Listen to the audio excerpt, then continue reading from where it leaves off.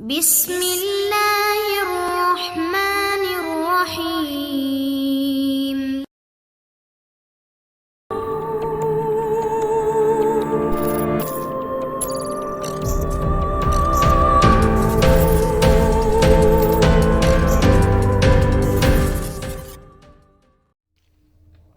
السلام علیکم دوستو، Imran series novel Juliana top action میں مظہر کلیم MA۔ اگر آپ نے ابھی تک ہمارے چینل جاسوسی دنیا کو سبسکرائب نہیں کیا تو سبسکرائب کریں اور بیل آئیکن پر کلک کیجیے۔ یس، صفدر اسپیکنگ۔ رابطہ قائم ہوتے ہی صفدر کی آواز سنائی دی۔ جولیا بول رہی ہوں صفدر، جولیا نے جواب دیا۔ اوہ مس جولیا، خیریت ہے؟ آپ کچھ پریشان لگ رہی ہیں۔ صفدر نے چونک کر کہا۔ اس نے شاید جولیا کی آواز سے ہی اس کی پریشانی کا اندازہ لگا لیا تھا، اور جواب میں جولیا نے بینگو ریستوران میں اس مائیکل سے ملنے سے لے کر ہوش میں آنے تک کے تمام واقعات تفصیل سے صفدر کو بتا دیے۔ اوہ جولیا، یہ تو واقعی انتہائی حیرت انگیز بات ہے۔ واقعات سے ظاہر ہوتا ہے کہ آپ کو باقاعدہ ٹریپ کیا گیا ہے، لیکن ٹریپ کرنے والوں کا مقصد کیا تھا، یہ سمجھ میں نہیں آ رہا۔ یہی بات تو میری سمجھ میں نہیں آ رہی۔ پہلے میں نے سوچا کہ ایکسٹو کو اس کی اطلاع دوں، لیکن پھر میں نے ارادہ بدل دیا۔ تم ایسا کرو کہ ذرا اس کمرے تک جا کر دیکھو، شاید کسی بات کا پتہ چل جائے۔ جولیا نے کہا۔ بالکل، میں ابھی جاتا ہوں، اور پھر وہاں چیکنگ کر کے میں آپ کے پاس آ رہا ہوں، صفدر نے کہا، اور جولیا نے تھینک یو کہہ کر ریسیور رکھ دیا اور کچن کی طرف بڑھ گئی تاکہ وہاں چائے تیار کر کے اس کا ایک کپ پی سکے۔ اسے اس وقت چائے کی شدید طلب محسوس ہو رہی تھی۔ چند لمحوں میں اس نے الیکٹرک کیٹل کی مدد سے چائے کا ایک کپ تیار کیا، اور پھر وہ چائے کا کپ لے کر آرام دہ کرسی پر بیٹھ گئی۔ اس کا ذہن بری طرح الجھا ہوا تھا۔ اسے اس سارے واقعے کا کوئی سر پیر ہی نظر نہ آ رہا تھا۔ ایک لمحے کے لیے جولیا کو خیال آیا کہ شاید اس طرح مائیکل اور اس کے ساتھی اس کا فلیٹ دیکھنا چاہتے ہوں، تو ایسا تو وہ ثابت کر کے بھی اس کا فلیٹ دیکھ سکتے تھے۔ نہیں، اس سارے واقعہ کے پیچھے کوئی خاص راز ہے جو فی الحال میری سمجھ میں نہیں آ رہا۔ جولیا نے چائے کی چسکی لیتے ہوئے بڑبڑا کر کہا، لیکن مسلسل سوچنے سے اس کے سر میں موجود ہلکا ہلکا درد تو تیز ہو گیا، لیکن کوئی بات اس کی سمجھ میں نہیں آئی تھی۔ جولیا کو معلوم تھا کہ اسے بالکل کچھ نہیں کہا گیا، لیکن اسے بے ہوش کر دینے سے آخر وہ کیا مقصد حاصل کرنا چاہتے تھے۔ اوہ، اچانک جولیا ایک خیال سے چونک پڑی۔ اسے خیال آیا تھا کہ کہیں ان لوگوں نے اس کے جسم میں کوئی ڈکٹا فون ٹائپ کا کوئی آلہ تو فٹ نہیں کر دیا۔ وہ تیزی سے ایک الماری کی طرف بڑھی۔ اس نے الماری کھول کر اس میں سے ایک جدید قسم کا گائیکر نکالا، اور پھر اپنے لباس اور جسم کو چیک کرنے لگی، حتیٰ کہ اس نے گائیکر اپنے سر اور چہرے کے گرد بھی گھمایا، لیکن گائیکر نہیں رہا۔ اس کا مطلب تھا کہ اس کا یہ خیال بھی غلط تھا۔ اس نے ایک طویل سانس لیتے ہوئے گائیکر واپس الماری میں رکھ دیا۔ اسی لمحے دروازے پر دستک ہوئی۔ کون ہے؟ جولیا نے چونک کر پوچھا۔ صفدر ہے، باہر سے صفدر کی آواز سنائی دی، اور جولیا تیزی سے دروازے کی طرف بڑھ گئی۔ اس نے دروازہ کھولا تو صفدر مسکراتا ہوا اندر داخل ہو گیا۔ کچھ پتہ چلا؟ جولیا نے پریشان ہو کر کہا۔ کچھ نہیں جولیا، وہاں کوئی مشکوک چیز نہیں ہے۔ ویسے وہ کمرہ واقعی کسی دفتر کے انداز میں سجا ہوا ہے، لیکن پوچھ گچھ میں پتہ چلا ہے کہ نچلے دفتر والے ہنگامی امور کے لیے اسے استعمال کرتے ہیں۔ دروازہ عام طور پر بند رہتا ہے، اور دوسری بات یہ کہ مائیکل نے جس فرم کا نام بتایا ہے، ایسی کوئی فرم اس پلازا میں موجود نہیں ہے، اور میں نے یہ بھی معلوم کر لیا ہے کہ وہاں موجود کوئی بھی فرم ہوائی جہازوں کے اسپیئر پارٹس کو ڈیل نہیں کرتی۔ ویسے وہاں بین الاقوامی فرموں کے دفاتر ہیں، اس لیے غیر ملکی وہاں خاصی تعداد میں آتے جاتے رہتے ہیں، صفدر نے باقاعدہ رپورٹ دیتے ہوئے کہا۔ اوہ، تم نے اتنے کم وقت میں اتنی تفصیلی تفتیش کر ڈالی۔ تم نے کچھ سوچا کہ اس سارے معاملے میں ان لوگوں کا مقصد کیا تھا؟ صفدر نے پوچھا۔ میرا تو سوچتے سوچتے سر میں درد ہو گیا ہے، مجھے تو کچھ سمجھ میں نہیں آتا۔ میں نے تو گائیکر کی مدد سے اپنے آپ کو بھی چیک کیا ہے کہ شاید ان لوگوں نے کوئی آلہ لباس یا جسم کے اندر لگا دیا ہو، لیکن گائیکر بھی خاموش رہا ہے، جولیا نے کرسی پر بیٹھتے ہوئے کہا۔ بہرحال ان لوگوں کا کوئی نہ کوئی مقصد تو ضرور ہوگا، جو مجھے یقین ہے کہ جلد یا بعید بہرحال سامنے آ جائے گا۔ تم البتہ محتاط رہنا، صفدر نے سر ہلاتے ہوئے کہا۔ میرا خیال ہے کہ ایکسٹو کو اس کی اطلاع دے دی جائے، جولیا نے ایک طویل سانس لیتے ہوئے کہا۔ ہاں ضرور، صفدر نے کہا، اور جولیا تیزی سے فون کی طرف بڑھ گئی، لیکن اس سے پہلے کہ وہ ریسیور اٹھاتی، اس کے ذہن کو ایک جھٹکا لگا، اور دوسرے لمحے اسے یوں محسوس ہوا جیسے پورا کمرہ یکلخت کسی لٹو کی طرح گھومنے لگا ہو۔ صفدر! جولیا کے منہ سے ایک ہلکی سی چیخ نکلی، اور اس کے ساتھ ہی اس کا ذہن ایک بار پھر تاریکی کی گہرائی دلدل میں ڈوبتا چلا گیا۔ کمرے کا دروازہ کھلا تو اندر داخل ہونے والا کمرے کو خالی دیکھ کر بے اختیار چونک پڑا، لیکن دوسرے لمحے اسے باتھ روم کا دروازہ کھلنے کی آواز سنائی دی تو وہ چونک کر ادھر دیکھنے لگا اور پھر اس کے لبوں پر مسکراہٹ رنگ گئی۔ اوہ برٹ، تم آ گئے۔ باتھ روم کے دروازے سے نمودار ہونے والے ایک لمبے ٹرک کے غیر ملکی نے چونک کر کمرے میں آنے والے کی طرف دیکھتے ہوئے کہا، ہاں، کام اتفاق سے جلدی مکمل ہو گیا جیکل، برٹ نے مسکراتے ہوئے کہا اور پھر ایک صوفے پر بیٹھ گیا۔ اچھا، وہ کیسے؟ باتھ روم سے نکلنے والے غیر ملکی جیکل نے چونک کر پوچھا۔ ہماری مرضی کے مطابق شکار مل گیا اور میں اسے بڑے اطمینان سے پوائنٹ 1 پر لے گیا۔ عام سی لڑکی تھی، بالکل سیدھی سادی۔ وہ فوراً ہی میرے ساتھ پوائنٹ 1 پر چلنے پر رضامند ہو گئی اور پھر وہاں جا کر میں نے اسے بے ہوش کر دیا اور اس کے بعد بڑے اطمینان سے میں نے اس کے جسم میں ٹرلیم کامن ڈوز بھی انجیکٹ کر دیا۔ اس کے بعد میں نے اسے اسی بے ہوشی کے عالم میں ہی باہر راہداری میں ڈالا اور واپس چلا آیا۔ لازماً لوگ اسے ہسپتال لے گئے ہوں گے اور اب تک وہ ہوش میں بھی آ گئی ہوگی۔ تمہیں یقین ہے کہ وہ لڑکی بالکل ہماری مرضی کے مطابق تھی؟ کوئی فرق نہیں ہونا چاہیے، بالکل ویسی تھی، 100%۔ میں نے فائل میں موجود تمام ہدایات کو بار بار اور غور سے پڑھا تھا اور پھر جیسے ہی وہ لڑکی مجھے نظر آئی میں سمجھ گیا کہ ایسی ہی لڑکی ہمیں چاہیے تھی۔ وہ اس وقت ریستوران میں داخل ہو رہی تھی۔ میں کچھ لمحے ٹھہر کر اندر گیا اور پھر اس کی میز پر بیٹھ گیا۔ اس کے بعد میں نے اسے ایک عام سی کہانی سنائی اور وہ اٹھ کر میرے ساتھ پوائنٹ 1 پر آ گئی۔ اس کا مطلب ہے کہ باس کو اس پہلے مرحلے کی کامیابی کی اطلاع دے دی جائے؟ بالکل دینی چاہیے۔ گزشتہ 4 روز سے ہم ایسی لڑکی کی تلاش میں سارے شہر میں مارے مارے پھر رہے تھے۔ آوارہ گردی کرتے کرتے تو میری ٹانگیں بھی سوج گئی تھیں، برٹ نے سر ہلاتے ہوئے کہا اور جیکل اٹھ کر ایک الماری کی طرف بڑھ گیا۔ اس نے الماری میں موجود ایک ٹرانزسٹر اٹھایا اور اس پر ایک مخصوص اسٹیشن لگا کر اس نے اس کا ایک بٹن دبایا۔ اس ٹرانزسٹر سے مخصوص آواز نکلنے لگی، hello hello, Jackal calling. Jackal نے بار بار فکرہ کرنا شروع کر دیا۔ یس چیف اٹینڈنگ، ایک بھاری سی آواز سنائی دی۔ یہ مخصوص ساخت کا ٹرانسمیٹر تھا جس میں بار بار اوور کہہ کر بات ختم نہیں کرنی پڑتی تھی بلکہ فون کی طرح مسلسل بات ہو سکتی تھی۔ باس، برٹ نے پہلے مرحلے میں کامیابی حاصل کر لی ہے، جیکل نے کہا۔ اوہ کیسے؟ پوری رپورٹ دو، دوسری طرف سے چونک کر پوچھا گیا اور جیکل نے برٹ کی دی ہوئی رپورٹ پوری تفصیل سے سنا دی۔ ویری گڈ، اس کا مطلب ہے کہ اب دوسرا مرحلہ آسانی سے شروع کیا جا سکتا ہے۔ یس باس، جیکل نے جواب دیا۔ اوکے، اب تم دونوں ایسا کرو کہ کارگل سے رابطہ قائم کر لو، دوسرے مرحلے کے لیے وہ تمہارا انچارج ہوگا، باس نے کہا۔ یس باس، جیکل نے کہا۔ اوکے، دوسری طرف سے کہا گیا اور اس کے ساتھ ہی ٹرانسمیٹر سے دوبارہ وہی مخصوص آواز سنائی دینے لگی۔ جیکل نے سوئی گھمانی شروع کر دی اور پھر ایک اور جگہ جیسے ہی اس نے اسے روکا ہلکی ہلکی موسیقی کی آواز سنائی دی۔ Hello hello, Jackal calling Kargil, Jackal نے تیز لہجے میں کہا۔ وہ بار بار یہ فکرہ دہراتا رہا۔ یس کارگل اٹینڈنگ۔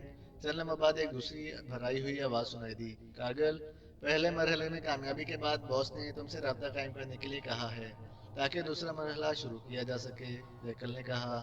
پہلا مرحلہ کیسے مکمل ہوا؟ تفصیل بتاؤ، دوسری طرف سے بولنے والے نے چونک کر کہا اور جیکل نے ایک بار پھر اسے پوری رپورٹ دے دی۔ گڈ، اب واقعی دوسرے مرحلے پر آسانی سے کام ہو سکتا ہے۔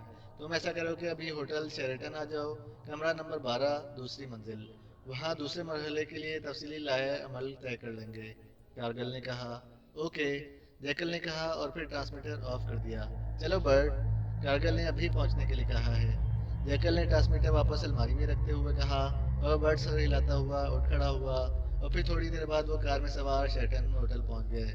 دوسری منزل کے کمرہ نمبر 12 کا دروازہ بند تھا۔ جیکل نے ہاتھ اٹھا کر مخصوص انداز میں دستک دی تو چند لمحوں بعد دروازہ کھل گیا۔ سامنے ایک اور غیر ملکی کھڑا تھا، یہ کارگل تھا۔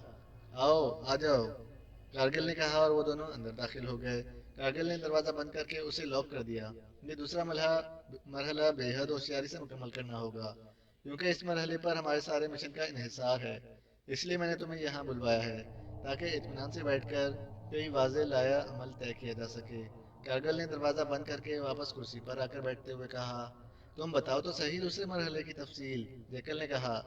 دوسرے مرحلے کی تفصیل یہ ہے کہ اس لڑکی کو اب دماغی دورے پڑیں گے جن کا وقفہ آہستہ آہستہ کم ہوتا جائے گا۔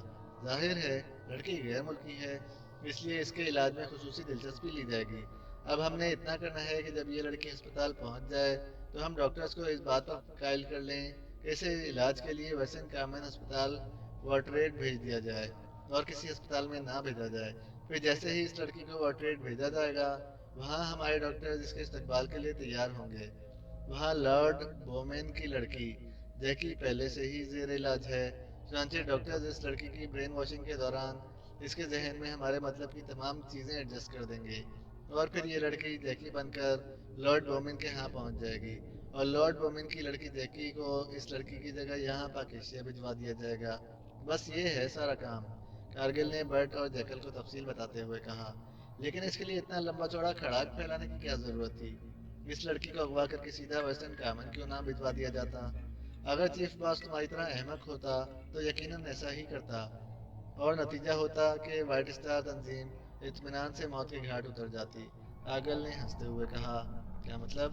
اس میں وائٹ اسٹار تنظیم کے موت کے گھاٹ اترنے کا کہاں سے سوال پیدا ہو گیا؟ برٹ نے اور زیادہ منہ بناتے ہوئے کہا۔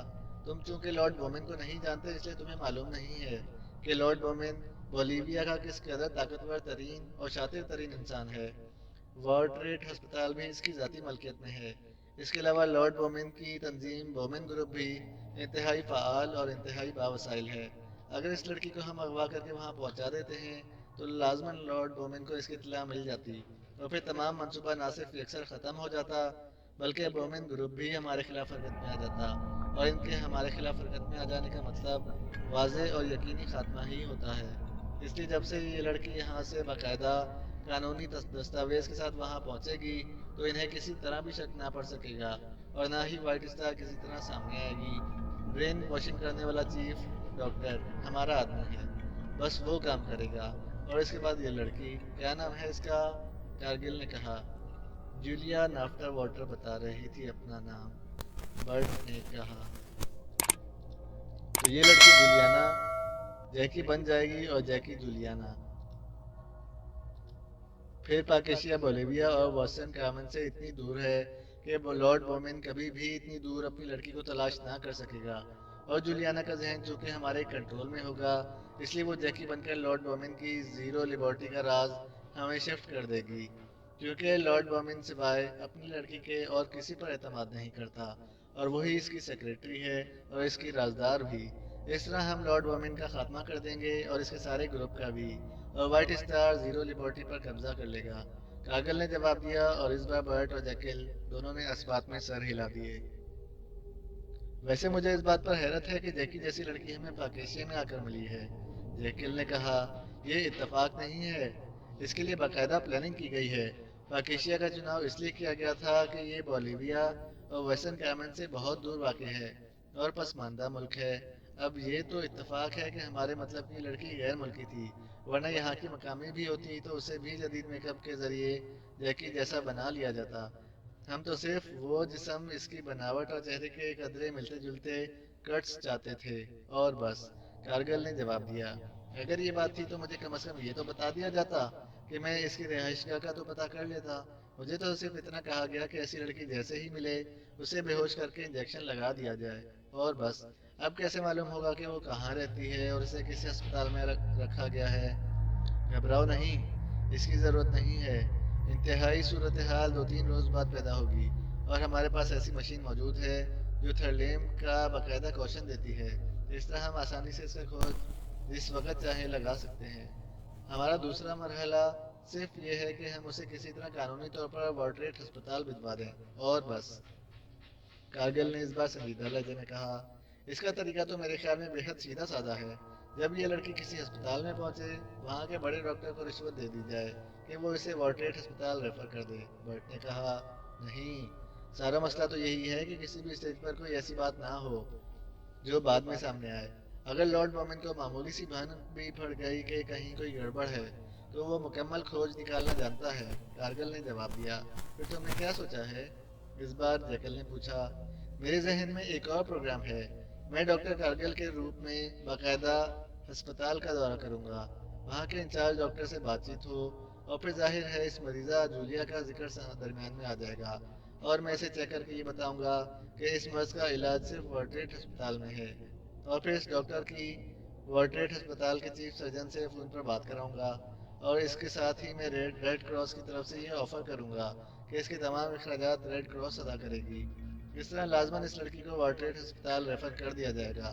کارگل نے پروگرام کی تفصیل بتاتے ہوئے کہا، اوہ یہ بالکل درست پلاننگ ہے، تم ویسے بھی ڈاکٹر ہو، یہ اداکاری نبھا بھی جاؤ گے، جیکل نے کہا، اور اس بیماری پر میں نے پچھلے 2 ہفتوں سے بہت کچھ پڑھا ہے، اس لیے اب میں اسے آسانی سے ڈیل بھی کر سکوں گا، کارگل نے جواب دیا۔ لیکن پھر ہمارا کیا کام ہوگا، ہم تو فارغ ہو گئے، برٹ نے کہا۔ نہیں، تم ریڈ کراس کے نمائندوں کے طور پر اس انچارج ڈاکٹر کے ساتھ ملو گے، کارگل نے کہا۔ میرے خیال میں ریڈ کراس کی بجائے کوئی پرائیویٹ خیراتی تنظیم کیوں نہ بنا لی جائے، ہو سکتا ہے کہ ریڈ کراس کا یہاں مقامی دفتر ہو اور مسئلہ کھڑا ہو جائے، برٹ نے کہا۔ ہاں ایسا بھی ہو سکتا ہے، لیکن ریڈ کراس کی وجہ سے لارڈ بومن بھی مطمئن رہے گا۔ دوسری تنظیم کے بارے میں ہو سکتا ہے کہ وہ تحقیقات شروع کر دے، تم نہیں جانتے کہ وہ کس قدر وہمی آدمی ہے، اگر اڑتے اڑتے مکھی بھی راستہ بدل دے تو وہ چونک پڑتا ہے، اور اس سے کوئی بعید نہیں کہ وہ اس بارے کی تحقیقات شروع کرا دے کہ مکھی کے اچانک راستہ بدلنے کے پیچھے کوئی راز تو نہیں ہے، کارگل نے ہنستے ہوئے کہا، اور برٹ اور جیکل دونوں بھی ہنس پڑے۔ ایک صورت ہو سکتی ہے کہ ہم اس دوران یہاں ریڈ کراس کے مقامی دفتر کو ٹریس کریں، ظاہر ہے چھوٹا سا ملک ہے، یہاں کوئی لمبا چوڑا دفتر تو نہیں ہوگا، 1-2 آدمی ہی نمائندگی کر رہے ہوں گے، انہیں ہٹا کر ہم ان کی جگہ لے سکتے ہیں، اس طرح کام زیادہ باقاعدگی اور قانونی طور پر ہو جائے گا، جیکل نے کہا۔